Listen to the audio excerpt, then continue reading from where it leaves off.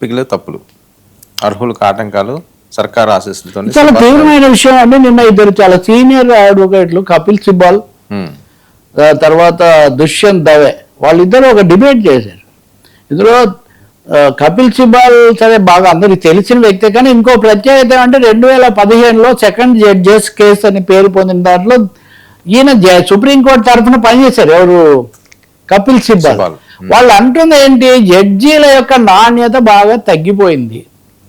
అసలు భారతదేశం యొక్క నేపథ్యము, రాజ్యాంగ పరిషత్తు, ఆ చర్చల యొక్క స్ఫూర్తి, ఎందుకోసం అలా నిర్ణయాలు చేశామో అన్న విషయాలు అసలు వీళ్ళ దృష్టిలోనే లేకుండా పోయాయి. దానివల్ల చాలా తీర్పులు ఆ జడ్జీలకు ఆ నేపథ్యం ఉంటే ఆ తీర్పులు అలా వచ్చేవి కాదు. నేను ఆ సెకండ్ జడ్జెస్ కేసులో కొలీజియం ఆ విధానం మీద వాదించి ఇప్పుడు తప్పు చేశారేమో నేను అనుకుంటున్నాను. హైకోర్టుల్లో నుంచి మనం ఎక్కువగా జడ్జీలను తీసుకొస్తున్నాము. వాళ్ళకి అక్కడ ఉన్నప్పుడు ఇష్టాలు అభిప్రాయాలు ఉంటాయి. వాటి ప్రకారం వాళ్ళు తమకు నచ్చిన వాళ్ళని వాళ్ళు తీసుకొస్తున్నారు. చాలా ప్రతిభావంతులైన సీనియర్ లాయర్లు అనేక మందికి ఏమో అవకాశం రావటం లేదు. హైకోర్టుల్లో తమకు అనుకూలంగా వ్యవహరించలేదు, లేదు ఇబ్బంది కలిగించారు అన్న వాళ్ళని, ఉదాహరణకు జస్టిస్ మురళీధర్, ఇప్పుడు ఆయన న్యాయవాదిగా ఉన్నారు, ఢిల్లీ హైకోర్టులో ఉన్నప్పుడు ఆయన పోలీసులకు వ్యతిరేకంగా ఏదో తీర్పు ఇచ్చారు. అందుకని వ్యవస్థకు ఇష్టం లేకపోయింది, మురళీధర్ లాంటి వాళ్ళని పక్కన పెట్టారు. ఒక 60 పేర్లు చెప్పారు వీళ్ళు.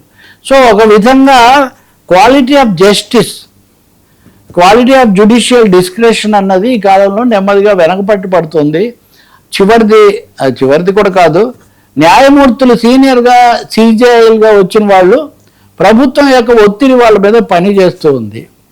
ప్రభుత్వానికి ఇష్టమైన వాళ్ళని నియమించలేం కాబట్టి ప్రభుత్వంతో కూడా ఒక మాట అవుననిపించుకుంటే అయిపోతుంది కదా. ఇవన్నీ వాళ్ళు ఓపెన్గా చేసినవి, ఇదేమి మనకు సంబంధించిన కోర్టు ధిక్కారం కాదు. వాళ్ళు అన్ని లీగల్ మ్యాగజైన్స్లో వచ్చైన విషయాలే నేను మీ ముందు ప్రస్తావిస్తున్నాను. అందువల్ల న్యాయ వ్యవస్థలో, ముఖ్యంగా న్యాయ వ్యవస్థకు నాయకత్వం వహించే న్యాయమూర్తులు, ప్రధాన న్యాయమూర్తులు, వీళ్ళ నియామకంలో పారదర్శకత ఇంకా పెరగకపోతే, అలాగే ప్రభుత్వ జోక్యం పెరగకపోతే, తగ్గకపోతే, న్యాయ వ్యవస్థ నిలదొక్కుని స్వతంత్రత పెరగాలి, ప్రభుత్వం యొక్క జోక్యం తగ్గాలి, ఇతర ప్రభావాలు తగ్గాలి. అప్పుడు కానీ సమతుల్యత రాదు. రాజ్యాంగం యొక్క ఇందాక మనం మాట్లాడినవన్నీ అవే, భావ ప్రకటన స్వేచ్ఛ, రాష్ట్రాలు, హక్కులు అన్నప్పుడు. సో ఆ విధంగా మనం వైదొలుగుతున్నాము అన్న ఒక తీవ్రమైన ఆందోళన వాళ్ళు వ్యక్తం చేశారు. ఇద్దరు కూడా ఒకరికొకరు తమ అనుభవాలు చెప్పుకుంటూ, నేను కూడా అప్పుడు పాల్గొనకుండా ఉంటే బాగుండేదేమో అని ఇప్పుడు అనుకుంటున్నానని. కొలీజియం ఆ తర్వాత ప్రభుత్వ నిర్ణయం, ఈ రెండింటికి మధ్యలో జ్యుడిషియల్ కమిషన్ అని ఒకప్పుడు అనుకున్నారు, దాన్ని కూడా ఆమోదించారు. కానీ ప్రస్తుతానికి ఇది ఏది ఇప్పుడు అమల్లో లేదు. ప్రభుత్వాల ఒత్తిడి, ముఖ్యంగా కేంద్ర ప్రభుత్వ ఒత్తిడి ఎక్కువగా పనిచేస్తుంది అన్నదే ఈ చర్చ సారాంశం. దానికి తోడు రాజ్యాంగ స్ఫూర్తి కొరబడుతుంది. ఎందుకంటే వాళ్ళకి ఆ నేపథ్యం లేదు, అధ్యయనం లేదు. ఇది తీవ్రమైన అంశం. మరి జడ్జీలు ఎలా స్పందిస్తారో మనం చూడాలి. సార్, అయోధ్యకు భారీ కవరప్, అఖిలేష్ రహస్య దూత, ఇది చాలా షాకింగ్ ఉంది. ఈరోజు అయోధ్యలో నేను ఆ ట్రస్ట్ నిన్న సమావేశమైంది. ఆ ట్రస్ట్ సమావేశమై ఆ చంపత్ రాయన ఆయన రాజీనామాను ఆమోదించి ఇంకొక ఆయన తాత్కాలికమైన అధ్యక్షుడిగా కార్యదర్శిగా ఉండాలని నిర్ణయించారు. ఇది బాగానే ఉంది. కానీ ఇంకోవైపున చూస్తే భారీ ఎత్తున ఇప్పుడు ఈయన గురుమూర్తి అని ఉంటాడు, చాలా మద్దతుదారు గట్టిగా. ఈయన వ్యాసం రాస్తారు ఏమని, Ram Mandir theft, Hindu nationalism and politics అని. అయోధ్యలో ఏదో చిన్న దొంగతనం జరిగిందట. ఈ చిన్న దొంగతనం జరిగితే దీన్ని పెద్ద చేసి కేంద్రం మీద, పరివార్ మీద దాడి చేస్తున్నారు, దీన్ని ఏమాత్రం ఖాతరు చేయకూడదని ఈయన పెద్ద వేదాంతాలు, ఈయన ఏఐని అడిగాడట ఏంటి ఎలా జరుగుతుంది అని.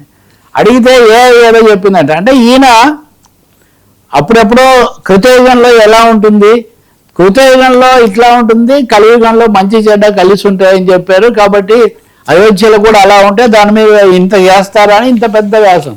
కానీ ఇంకోవైపును చూస్తే మటుకు సిట్ దర్యాప్తు చేస్తున్నప్పుడు ఇంకా చాలా సంచలనమైన విషయాలు వాళ్ళ దృష్టికి వచ్చాయి. ఇప్పుడు వాళ్ళు 124 కోట్లు ఖర్చు పెట్టారు గుడి కట్టడానికి. సో గుడి అకౌంట్ సరిగా ఉన్నాయా, గుడి కట్టినప్పుడు ఏమేం చేశారు. సో వీ గో బ్యాక్, తవ్వకాలు అంటారే, ఇప్పుడు తాజ్మహల్లో తవ్వకాలేమో, ముందు ఇక్కడ ఈ గుడి కట్టడానికి సంబంధించిన ఖాతాలు మరింత లోతుగా తవ్వకాలు జరపాలి. ఈ తవ్వకాలు జరిపి ఈ కప్పిపుచ్చిన విషయాలు ఇవన్నీ కూడా బయటికి తీయాలి అని ఈ సిట్ నిర్ణయం చేసి ఇంకా కొన్ని అనుమతులు కూడా అడుగుతోంది. ఇంకా అదే ఒకవైపు జరుగుతుంది. ఇంకా వాళ్ళ ట్రస్ట్ నిన్న సమావేశమైనప్పుడు ఒక CEO నియమించాలని, వీటన్నిటినీ CEO సరి చేస్తాడా అనేది ఒకటైతే అదొక అంశం చాలా కీలకంగా వచ్చింది. అయితే ఇక్కడ ఆసక్తికరమైనది అంటే ఇదంతా ఎలా బయటకు వచ్చింది, అఖిలేష్ యాదవ్ ఎలా బయట పెట్టాడని. టీను ఆనంద్ అనేవాడు ఒకడు ఉన్నాడు, వీడు ఆటో డ్రైవర్.